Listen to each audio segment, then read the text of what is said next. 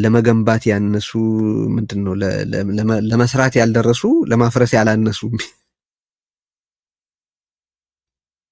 ለመስራት ያልደረሱ ለማፍረስ ያላነሱ ናቸው፣ ያልበቁ ናቸው። ብዙ ጊዜ ተነጋግረንባቸዋል። ግን ያንን ለማረም ምዕራብ ትግራይን በተመለከተ አሁን ሆስቴጅ ይዘሃል ስትል በዚህ ረገድ ትልቁን ጥፋት እየፈጸመ ያለውን አብይ አህመድን ኤክስኪውዝ ማድረግ ምን ማለት ነው? አንድ ሁለተኛ አስተዳደሩ መፍረስ ያለበት አስተዳደር ነው ብሏል እዛኛውም ላይ። በነገራችን ላይ አንዱ በዚህ ቃለ ምልልስ የታየው ደመቀ ዘውዱና ቢጤዎቹ በዓለም አቀፍ ደረጃ ወንጀለኛ ተደርገው መሳላቸው በተጨባጭ ታይቷል። ሌላ ቦታ ሄደው ሊደበቁ የማይችሉ ሰዎች እሱ በለው አሸተ ደምን ነው በለው ምናምን። ግን መፍረስ ካለበት አስተዳደር ጋር ታዲያ ለምን ትነጋገራለህ? ጌታቸው ለምን ትነጋገራለህ? ደመቀ ዘውዱን ከመሰለ ጨፍጫፊ ጋር ለምን ትነጋገራለህ? ሌጂቲማይዝ እያረከው አይደል?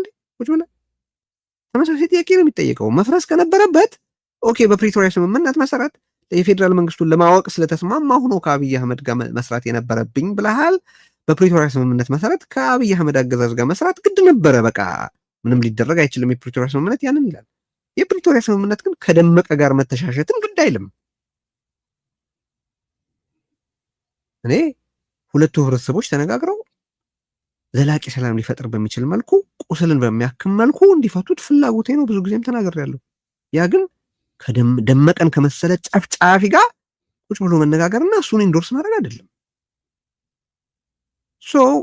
ወንጀልን ለመስራት ኃጢአትን ለማዋዋብ ተጎጂዎቹን ማምጣት መብቃት የለበትም ወይ የሚል ነው። እነዚህን ነገሮች ማንሳት ፈልጌ ነው። ወደ ኤርትራ መሄድ ይችላል። ደመቀን ባይዘው የምዕራባዊ ትግራይን በሚመለከት ጥያቄ ሲነሳለት ጌታቸው መጨረሻ ላይ የተጠየቀው ጥያቄ ማለት ነው። በመጨረሻ አካባቢ ለታአሎን የምዕራባዊ ትግራይን ከመጀመሪያው ጀምሮ ራሱ ያነሳው የመከራከሪያ ነጥብ ከአብይ አህመድ ጋር አብሮ መስራቱ የትግራይ ህዝብ ጥቅም ማስከበሪያ መንገድ ነው የሚለውን ልክ እንደ ምንድን ነው የሚባለው ይሄ ተንደርሶም መጥቶ አንድ ቤት የሚያፈርሰው አይነት ነገር የለም አይደለ? የጌታቸው ረዳ የአማካሪነት ሚና በተለይ ምዕራባዊ ትግራይን በሚመለከት አሁን እሱ ያነሳቸውን አንተም አሁን ያነሳቸው ቴዲ የህወሓትን ሚና በሚመለከት ምዕራባዊ ትግራይን ለምንድን ነው የሙጥኝ ብለው እንደ አንድ የሆስቴጅ ሴኔሪዮ የሚይዙት የሚለውን የራሱ የሆነ ኦፍኮርስ ፖለቲካል ትንተና በደንብ ያስፈልገዋል። በዋናነት ግን ኦፍኮርስ የእኛ ስልጣን ላይ በመቀጠል ላይፍ ላይላችን እሱ ነው ብለው ስለሚያምኑ ነው። እሱ ከተፈታ ሌሎች መዓት ብዙ ጥፋቶች አጥፍተዋል ኦፍኮርስ ትግራይ ውስጥ። እሱ ከተፈታ ደግሞ ያው የሚያቀብሉት የመፍትሄ መንገድ የለም። የነሱ የመፍትሄ መንገድ የተፈናቃይ ወገኖችን ወደ ቦታቸው ይመለሱ የሚል ስሎጋን እያቀበሉ ዘላለም ስልጣን ላይ ለመቆየት ስለሚፈልጉ ነው። ግን አንተም እንዳነሳኸው ጌታቸው ረዳ በተደጋጋሚም ስለዚህ ጉዳይ ሲናገር ህወሓቶች እንዳሰናከሉት እንጂ መፍትሄ ተገኝቶ እንደነበረ አንዴም ሁለቴም የፌዴራል መንግስቱ እኔ በጣም የሚገርመኝ ማለት ልምድ ያለው ፖለቲከኛ በተለይ ደግሞ በትምህርትም ከሌሎቹ ህወሓት ውስጥ ካሉ በጣም ሪጅድ የሆነ ኦቶሪታሪያን ማይንድሴት ከነበራቸው ሰዎች ኢቭን በጀኔሬሽንም የሚለዩት ጌታቸው ረዳ ይህንን አይዲፒስ በሚመለከት ከኢትዮጵያ ውጭ ሌሎች አገሮችም በብዙ መንገድ እንደተፈታ ያውቃል። የፌዴራል መንግስቱ ያንን መንገድ ብቻ በማቅረብ እንደማይፈታው ያውቃል። ሊያውቅ ይገባው ነበረ። እንዴ የሂውማኒቴሪያን ኢሹ ነው። ይሄንን ሌሎች ዓለም አቀፍ ድርጅቶችን በማሳተፍ የፌዴራል መንግስቱ የነደመቀ ዘውዱ አሸቴ ደምለው ዋደበር የሚባለው እዛም እሱ በሄደበት አይደል እንዴ እነሱ የተከዘብ እያሉ ሲያሰለጡን የነበሩት ያ በነገራችን ላይ አሸተ ደምለው ማንኛውንም የብልጽግና ባለስልጣን ከፍ ዝቅ አድርጎ መሳደብ አይችልም። ጌታቸውን ግን ጥንብርኩስ ነው አውጥቶ ነው የሰደበው። ኤግዛክትሊ ምንም ስለዚህ ይሄንን የማነሳው ለምንድን ነው ቴዲ እኔ ኢንጉድ ፌዝ የቀረ እንጥፍጣፊ እምነትም ካለው እምነቱ የተሳሳተ እንደሆነ ለማስረዳት ነው እንጂ ጌታቸው ረዳ ላይ የሚወርዱ የስድብ የምናምን ተባባሪ ለመሆን አይደለም። ኢን ፕሪንሲፕል ግን ኦብጀክቲቭሊ ይሄ ስህተት ነው፣ ትክክል አይደለም። መጀመሪያም ፕሬዚደንት እያለ በጣም እዛ ባይዘው እዛ ኢንተርቪው በጣም አንድ እንዴ ነው ያልኩት ካስባሉኝ ነገሮች ከአብይ አህመድ ጋር መስራት ምንድነው አሁን ያስጨነቃችሁ? መጀመሪያም ፕሬዚደንት ሆኜ ስሰራ የነበረ አይነት ነገር ያለው ቶን አለና እንዴ ይሄ ሰውዬ ምንድን ከአብይ አህመድ ጋር መስራት እኮ አይደለም ዋናው ችግሩ።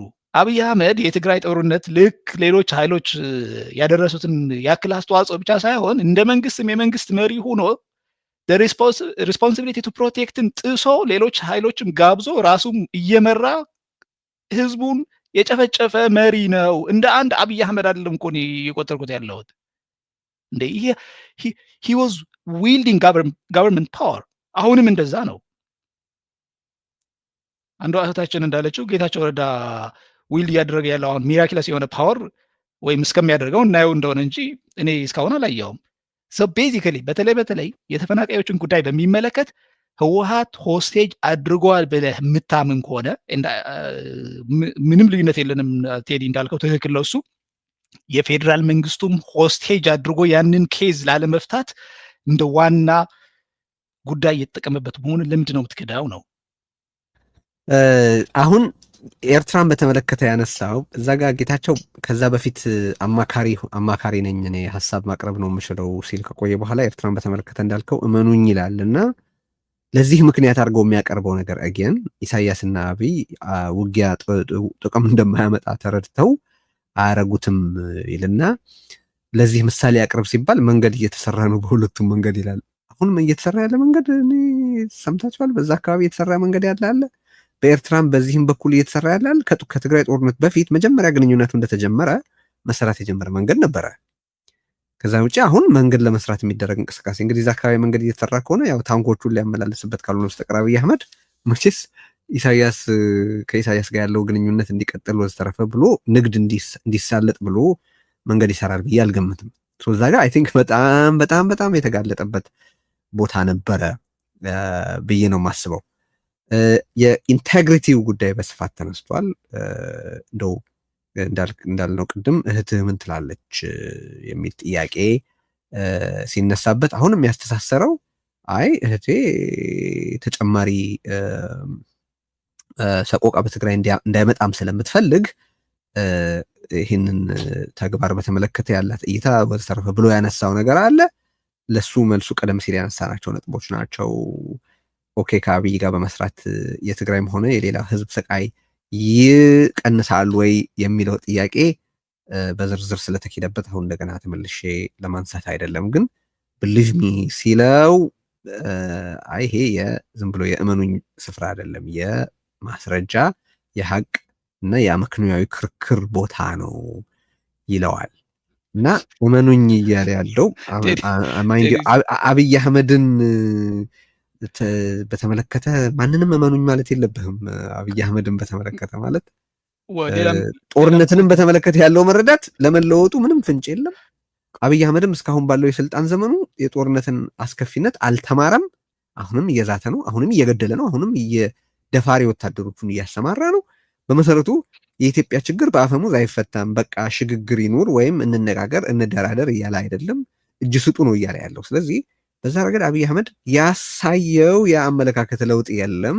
ጦርነትን በተመለከተ ያሳየው የአመለካከት ለውጥ የለም አብይ አህመድ እና አብይ አህመድን በተመለከተ እና አብይ አህመድ ሊያካሄድ የተዘጋጀ ያለበትን ጦርነት በተመለከተ በዓለም አቀፍ መድረክ ላይ መጥተህ እመኑኝ ማለት እንዴት ያዋጣል የሚል ጥያቄ ነው።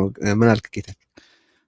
የጌታቸው ረዳ በጣም ማለት የእመኑኝ ኢንተርቪው አንዱ አሳዛኝ ከሚያደርገው መህዲ ይዛ ሊቭ እኮ ነው ጥያቄውን እየጠየቀ ክሮስ ቬሪፋይ ያደርገዋል እና ክሮስ ኤግዛማይን ያደርገዋል። አሁን እሱ የህግ ቋንቋ ያው ይገባል፣ የህግ ሰው ስለሆነ ማለት ነው። እንዴት በጣም በደንብ ክሮስ ኤግዛማይን እያደረገው እንደነበረ ማለት ነው።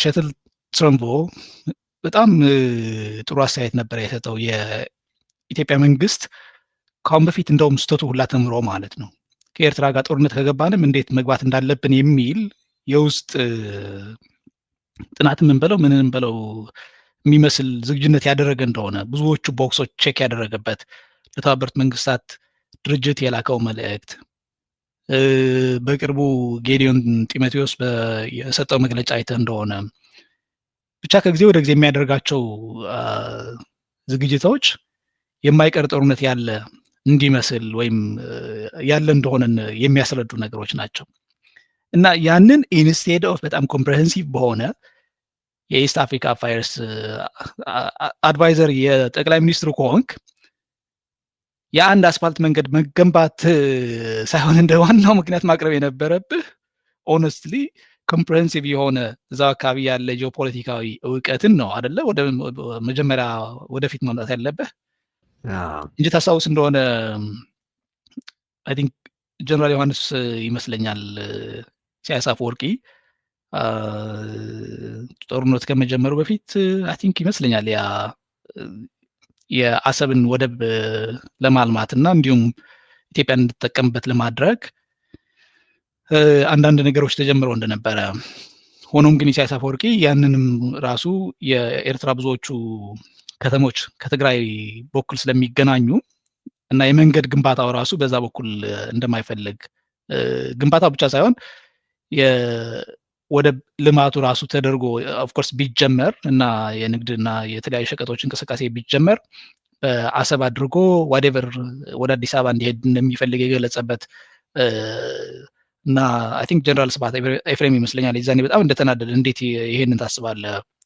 ብዙዎቹ የኤርትራ ከተሞች እኮ ተጠቃሚ የሚሆኑት የወደቡ የሸቀጥና የተለያዩ ንግዶች እንቅስቃሴ መሀል ውስጥ ሲገቡ ነው እና ያንን ደግሞ ተወደደም ጥላም ከትግራይ የሚያገናኘን ነው የሚሆነው የሚል አይነት የተወሰነ እይታዎች እንደነበሩት ይሄ ከጦርነት በፊት ነው ባይ ዘ ወይ።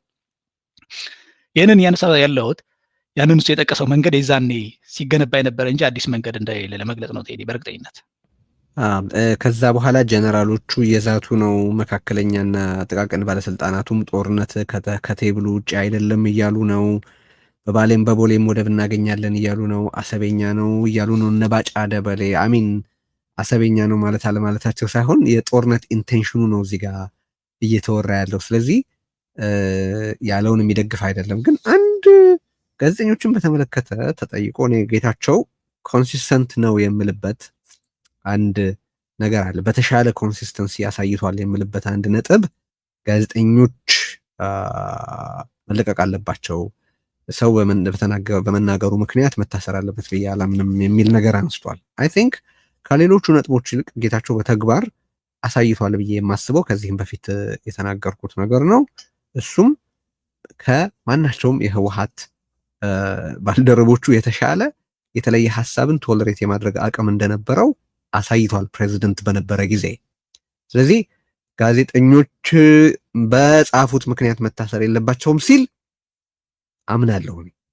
አየህ፣ ምክንያቱም ስልጣኑ ላይ በነበረበት ወቅት የነዛን ስብሰባዎች እንዲዘገቡ ያደርጋል፣ ሀሳቦቻቸው እንዲወከል አድርጓል። ተቃዋሚዎች ይሄ እንግዲህ በትግራይ ውስጥ ኦፍኮርስ ሰልፍ ሲካሄድ ቀጥቅጠዋል የጸጥታ ኃይሎች እሱ ፕሬዚደንት በነበረበት ወቅት። ያኔ ይህንንም ምርር አድርገን ተቃውመን ኮንነናል። በነገራችን ላይ ግን የጌታቸው ረዳ የፕሬዝደንትነት ጊዜ በዛ ተግባር ብቻ ይገለጻል ብዬ አላምንም።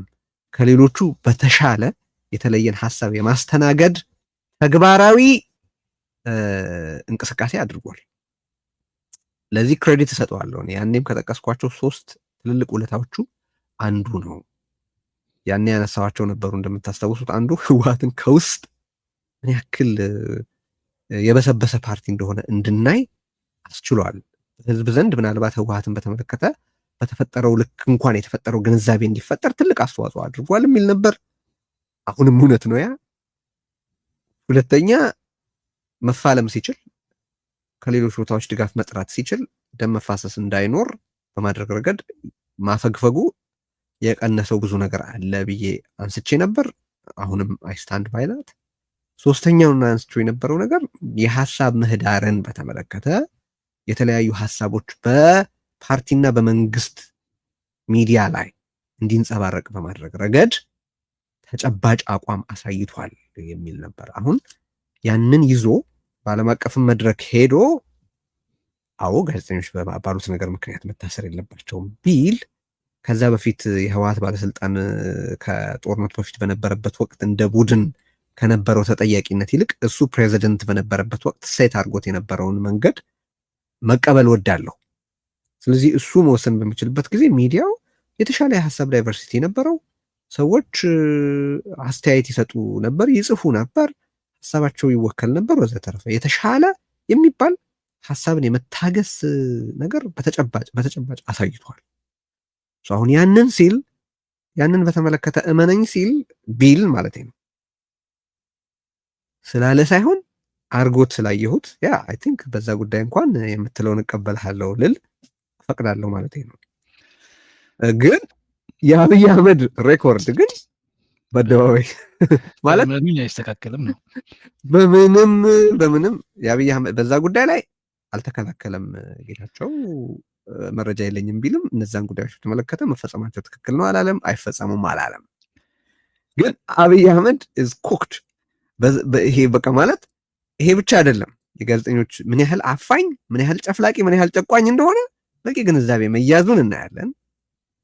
ሁለተኛ ዘረፈጅነቱ፣ ጨፍጫፊነቱ በኢትዮጵያ ውስጥ የእርስ በርስ ጦርነት እየተካሄደ ስለመሆኑ የአብይ አህመድ አመራር ምን ያህል ውድቅ እንደሆነ ግንዛቤ መኖሩንም ተመልክተናል። እና በእኔ በኩል ቃለ ምልልሱ ከነገረን ተጨማሪ ነጥቦች መካከል እነዚህም ይነሳሉ። መጀመሪያ በተለቀቀው ቪዲዮ ላይ ያነሳናቸው ነጥቦች አር ስቲል ቫሊድ። የተለቀቀው ሙሉ ቃለ ምልልስ የነገሩን ተጨማሪ አሳዛኝ ነገሮች ከመኖራቸው በስተቀር በወቅቱ የተነሱት ነጥቦችን የሚያርም፣ የሚያስተካክል፣ የሚያስተባብል ነገር በተቀረው የቃለ ምልልስ ክፍል አልኖረም ነው። ጠቅልል ጌታ የኔ ኢንተርቪው ባለፈውም ገልጬ እንደነበረ በጌታቸው ረዳ ላይ ሀሳብ መስጠት አቆሚያለሁ ያልኩበት ብዙ ምክንያቶች ነበሩ እና አይ ቲንክ የኛው የመጨረሻ ይሆናል ብዬ ተስፋ አደርጋለሁ።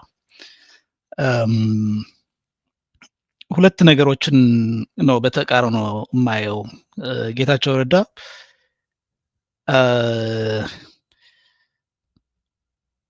ኢንቴግሪቲ ለመጠበቅ ሲባል ወይም ሊጠብቅ ሲል የማህበረሰቡን ፐብሊክ ኢንተረስት ለማስከበር ሲባል የተሻለ መንገድ አለ ብሎ የማመን መብቱ የተጠበቀ ነው። እኔ በማየው ብቻ ነገሮች ናቸው የሚጠበቁት ወይም ደግሞ ነገሮች የሚሄዱት የሚል እምነት የለኝም። ግን ቤዚካሊ ረዥም ኢንተርቪው ሰጥተህ እዛ ውስጥ ያሉ ሀሳቦችን በአግባቡ ሲታዩና የአብይ አህመድ መንግስት እንደ መንግስት ደግሞ ትራክ ሬከርድ እስካሁን ሲታይ አንተ ያልከውን ነገር አያሟላም፣ ትክክል አይደለም ለማለት ነው። ይሄንን አይ ቲንክ ይሄንን ፕሮግራምም እየሰራን ያለ ነው። ሌሎች ሀሳቦችም መስጠት የፈለኩት ማለት ነው።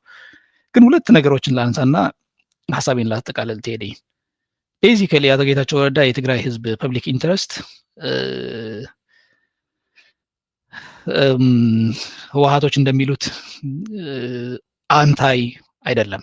የተሻለ እንደውም ግንዛቤ የተሻለ መረዳት ያለው ሰው ነው ብዬ ነው የማስበው። በዛን ጊዜ ከፕሬዝደንትነቱ ሲያባረሩትም ህወሓት በራሱ ነብስ ላይ እንደተኮሰ ነበር የቆጠርኩት። ምክንያቱም የተሻለ የሚያስብ፣ የተሻለ የሚያነብ፣ የተሻለ የመናገር አቅምም ያለው ናት ኦንሊ በትግርኛ በአማርኛ ኢንክሉዲንግ በእንግሊዝኛ በዓለም አቀፍ ማህበረሰቡም በነበረው የጦርነት ሲካሄድ በነበረው ሚና እና ከዛ በፊትም በነበረው ኮንትሪቢሽን ምክንያት ብዙ ሰዎችን የማግኘት አቅም ያለው ሰው ነው ቆርጠው የጣሉት። እነሱ ኦፍ ኮርስ ለውጥ የሚባለው ቃልም ራሱ ስለሚያማቸው ልክ ለውጥ ትግራይ ውስጥ ለውጥ የሚባል ቃል ሲነሳ ለህወሓት ልክ በቃ የሆነ ቫይረስ እንደገባ ነው የሚያስቡት። በዛ በኩል አንድ ያ ግልጽ መሆን ያለበት ነገር ስለሆነ ብዬ ስለማስብ ነው። ሁለተኛ ግን አቶ ጌታቸው ረዳ የመረጠውን መንገድ መከተል ይችላል፣ ምንም ችግር የለውም። የመረጥከው መንገድ ትክክል አይደለም፣ ይህ ስህተት ነው ሊባል እንደሚችል ከማህበረሰቡ ደግሞ ኤክስፔክት ማድረግ አለበት፣ መጠበቅ አለበት። አሁን በሰጠው ኢንተርቪው የአብይ አህመድ መንግስትስ መህዲ ሀሰንም እዛ ላይ እንዳነሳው በትክክል ደስተኛ ነው ወይ፣ ቦታው ላይ ያስቀጥለዋል ወይ፣ የነበረውን ያክል የተሰሚነት እሱ እንደሚለው ማለት ነው ኮት አንኮት እሱ እንደሚለው የነበረውን